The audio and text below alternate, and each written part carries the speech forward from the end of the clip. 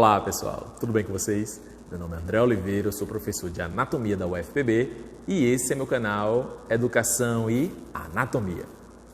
Hoje tem vídeo novo para a playlist de Anatomia Generalidades. A aula é sobre a introdução à osteologia. Nela, vocês conhecerão as generalidades sobre os ossos, as suas funções, classificações e a sua estrutura. Lembrando que no meu canal já tem todos os vídeos de todos os ossos do corpo humano descritos de maneira detalhada, com todos os acidentes ósseos. O momento hoje é dar a base para o estudo anatômico desses 206 ossos. Combinado? Vamos começar?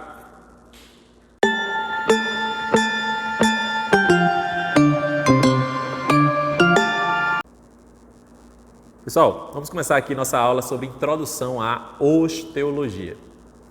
Primeira coisa que vocês têm que saber são as funções dos ossos, porque eles estão dentro do nosso corpo humano. Acho que a primeira coisa que vocês devem pensar é movimento. E realmente, eles fazem parte do sistema locomotor. Eles são os elementos passivos do movimento. Além disso, eles têm a função de sustentação, proteção de órgãos, por exemplo, os ossos do crânio protegem o cérebro, o externo, costelas protegem os órgãos do tórax, da cavidade torácica. Esses ossos também permitem a hematopoese. Hemato, sangue, poese, produção. Produção de células do sangue. Então, algumas células são produzidas na medula óssea vermelha, que é um componente ósseo. A gente vai ver isso mais adiante. Além dessas funções, os ossos também são, eu diria, mas órgãos de reserva. Reserva de minerais e reserva energética. Reserva energética porque alguma parte dos nossos lipídios, das gorduras que a gente tem, são acumuladas na medula óssea, mas não aquela vermelha, na amarela, que a gente vai ver mais adiante. Ele também é um órgão de reserva de alguns minerais, eu diria, do nosso corpo humano. O mais conhecido, que vocês aí devem conhecer, né, é o cálcio. Então, o metabolismo do cálcio no nosso corpo é muito dependente dos ossos. Então, depois que vocês viram as funções dos ossos, fica ligado na próxima sessão desse vídeo de introdução à osteologia.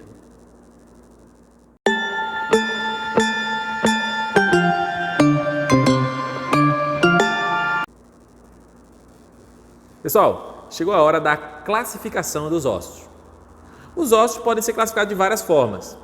A mais conhecida, tenho certeza, que vocês sabem aí, é a classificação quanto às dimensões, quanto às dimensões desses ossos. Os ossos podem ser classificados, por exemplo, em longos, curtos, planos e regulares. Essa é uma primeira classificação. Osso longo é aquele, por exemplo, como o fêmur, que tem o seu comprimento maior que sua largura e sua espessura. Vamos dar outro exemplo. Estão vendo aqui, um pé, metatarsos. Se vocês observarem, os metatarsos têm o comprimento maior que sua largura e a sua espessura. Até as falanges, pessoal. Se vocês forem olhar aqui, falange proximal e distal do hálux, que é o primeiro dedo do pé, até aqui a gente consegue perceber que o comprimento é maior que a largura e a sua espessura. Osso longo. Osso plano, por exemplo, é alguns ossos do crânio. O parietal, o seu comprimento se assemelha à dimensão largura, tá? Porém excedem a espessura desse osso. Isso é um osso plano. Comprimento e largura são parecidos, semelhantes, as dimensões são semelhantes, mas excedem muito a espessura dos ossos do crânio, principalmente o parietal. A espessura é bem fininha. Isso é um osso plano. E um osso curto, temos vários, principalmente no pé e na mão, né? Vou dar um exemplo aqui dos ossos cuneiformes, né? Medial, intermédio e lateral.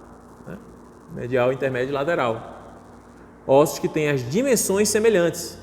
Comprimento, largura e espessura. Aproximadamente não são iguais, nunca vão ser iguais, são semelhantes. Tá? E os ossos, né, irregulares são aqueles que não entram nessas três classificações. São ossos que têm muitas saliências, protuberâncias, são irregulares, né, como o próprio nome diz, como as vértebras, o sacro, tá? Entre vários outros ossos do nosso corpo humano. Entenderam essa classificação? Às vezes tem alguns autores que falam de ossos alongados, que não é um osso longo, tem as características de um osso longo, comprimento é maior que a largura e a espessura, como por exemplo as costelas, mas por não terem canal medular são ditos ossos alongados, mas não é todos os livros que trazem essa classificação, tá certo? Outra classificação é sobre a presença de ar no interior dos ossos, são chamados ossos pneumáticos. Temos 5 ossos pneumáticos: o frontal, o esfenoide, o etimoide, o maxilar, está aqui, ó, maxilar, e o temporal. São ossos que, quando a gente tem ar dentro deles, a gente vai dizer que eles são pneumáticos. Alguns deles vocês conhecem na prática, principalmente quando se aplica ao sistema respiratório. Alguém de vocês aí já teve sinusite? Pois é, sinusite é a inflamação da mucosa que envolve a parte, né, interna, né, desses ossos, que é circulada, né, que circula ar. Então, por exemplo, quando a gente inspira aqui, ó, entra ar dentro do osso frontal da gente.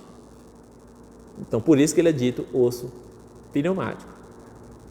Os seios paranasais vocês vão ver nas minhas aulas que eu ainda vou gravar de sistema respiratório. Até o momento eu não gravei, mas pode ser que você veja esse vídeo depois de eu ter gravado. Então confere lá no meu canal que pode ser que eu já tenha gravado sistema respiratório, alguma coisa, tá certo? Outra classificação, pessoal, além dos ossos pneumáticos, né, é a classificação que fala, que muitos livros não citam, né, como classificação, muitos citam apenas como uma definição que estão dentro da generalidade sobre os ossos, é a classificação de ossos supranumerários. Eu vejo como uma classificação. Ossos supranumerários são ossos que estão a mais na contagem normal do número de ossos. Vocês sabem que nós temos 206 ossos. Mas se você aí tiver, que às vezes você nem sabe, nem eu sei, mas às vezes a gente tem um osso 207. Se a gente tiver um osso a mais, é um osso classificado como supranumerário. E ele pode ser de dois tipos. Ou ele se desenvolve, né, entre os ossos do crânio, são chamados ossos suturais. Deixa eu ver se aqui tem. Esse aqui não tem, porque normalmente a gente vê osso sutural, é comum. Entre os mais comuns, ossos suturais são ossos no osso occipital, é como se fosse um osso a mais aqui. Eu vou colocar uma imagem aqui para vocês, para que vocês vejam, ou aqui desse lado ou desse lado, sobre um osso sutural. Existe também, além desse osso supranumerário sutural, existem os ossos supranumerários sesamoides. Muitos autores ainda classificam a patela como um osso sesamoide. Porém, eu não vejo como um osso sesamoide, porque para mim, osso sesamoide é um osso a mais, porque é supranumerário. E patela está dentro da contagem dos 206 ossos. Mas ela foi, eu diria, historicamente classificada como sesamoide por ser um osso que se desenvolve na espessura de um tendão, que é a definição de um osso sesamoide. Da minha parte, eu não classifico a patela como osso sesamoide, mas respeito os livros que a classificam e considero o osso sesamoide esse osso que eu vou mostrar aqui, ou desse lado, tá? Vou mostrar uma radiografia do que são ossos sesamoides, que são ossos que se desenvolvem na espessura de tendões. Veja que na radiografia que eu estou apresentando, tem ossos a mais aí, né? A gente às vezes acha que é fratura, mas não é.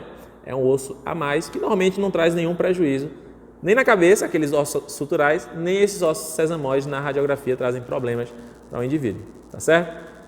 Fiquem ligados agora na próxima sessão do vídeo.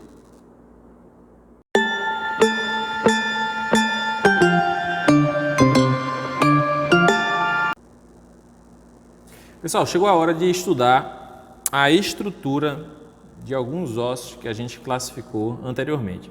Então, vocês viram, né, por exemplo, aqui o húmero, né, é um osso longo, e todo osso longo na sua estrutura tem 2 epífises e uma diáfise. Uma epífise, está dando para ver aí, proximal, uma epífise distal e na porção central uma diáfise, tá certo? Isso é a visão estrutural externa, mas eu queria que vocês vissem uma visão estrutural interna, não é do húmero, mas serve também porque é um osso longo, é do fêmur. Então aqui tem um fêmur externamente, aqui é a epífise proximal com a cabeça do fêmur, a epífise, a diáfise, né? E aqui não tem a epífise distal, tá? Então, vejam aqui que internamente, né? Vejam aqui internamente, o osso longo, ele tem dois tipos de substância óssea. Substância óssea esponjosa e substância óssea compacta. Vejam que a substância óssea esponjosa, que tem essas trabéculas ósseas, esses poros, né? Por isso que se fala esponja, elas estão em grande quantidade, ela está em grande quantidade, a substância óssea, nas epífises. Então tem uma grande quantidade de substância óssea esponjosa e uma fina lâmina, se vocês aproximarem, uma fina lâmina, não sei se vocês percebem aqui, fina lâmina externa, compacta, de substância óssea compacta. E quando você vai para a diáfise, isso muda. Na diáfise tem uma grande quantidade de substância óssea compacta, que não tem aqueles espaços, aquelas trabéculas ósseas, né? E uma fina lâmina, que dá para ver mais aqui, mas dá para ver um pouquinho aqui, uma fina lâmina compacta na porção mais próxima, né, do canal medular, que é esse canal que tem os ossos longos. Esse canal aqui, pessoal, é que vai ter a medula óssea, aquela que produz as células sanguíneas que eu disse no início do vídeo, tá?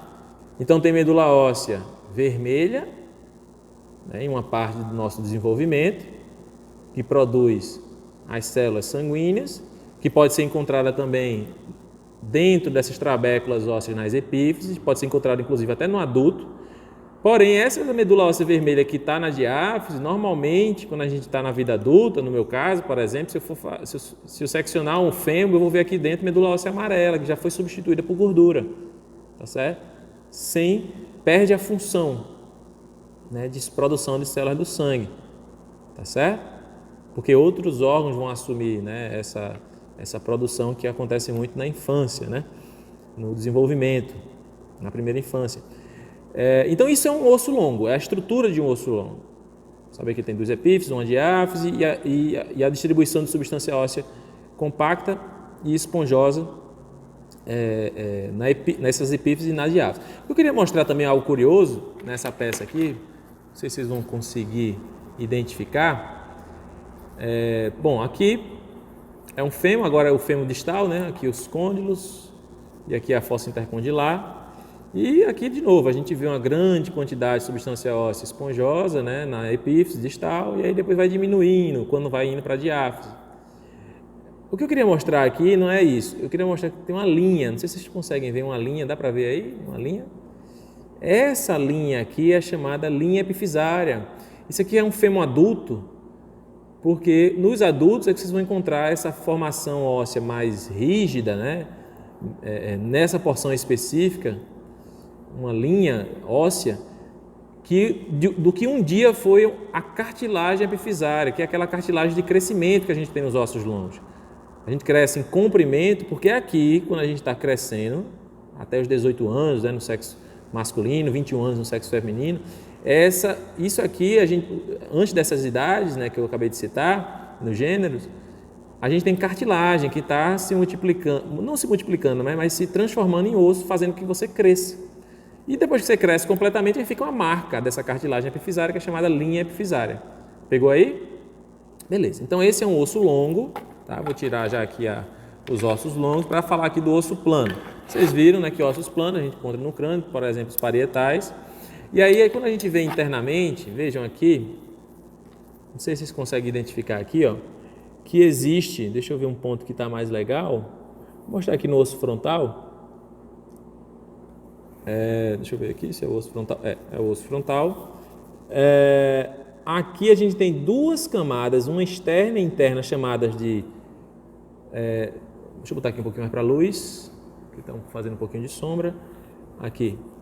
Tábua externa e tábua interna de osso compacto, substância óssea compacta. Tábua externa, tábua interna de substância óssea compacta. E veja aqui no meio, substância óssea esponjosa, que é chamada especialmente nos ossos planos de díploe, tá bom? Então, é assim que é a distribuição de substância óssea compacta esponjosa nos ossos planos. E nos ossos curtos, por exemplo,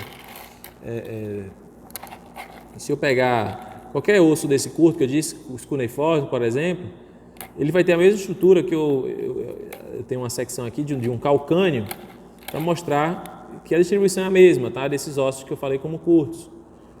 Então, é uma fina lâmina de substância óssea compacta nesses ossos curtos, externamente, e uma grande quantidade de substância óssea esponjosa internamente. É assim a distribuição nos ossos curtos. Tá bem? Então, pessoal, espero que vocês tenham gostado, né? Essa é a aula de introdução à osteologia. Eu acho que agora vocês estão preparados. Eu acho que vocês já estavam, né? Mas vão estar, né? Pelo menos por esse vídeo, né? Para quem não tinha estudado esse conteúdo, vão estar mais preparados para ver todos os ossos detalhadamente, todos os 206 ossos que já estão gravados aí no meu canal, tá? Então fiquem ligados que vocês podem estudar detalhadamente todos os ossos do corpo humano que estão na playlist Sistema Esquelético do meu canal. Pessoal, espero que tenham gostado. Não se esqueçam de se inscrever no meu canal, curtir o vídeo. Vejo vocês no próximo vídeo, tá? Tchau!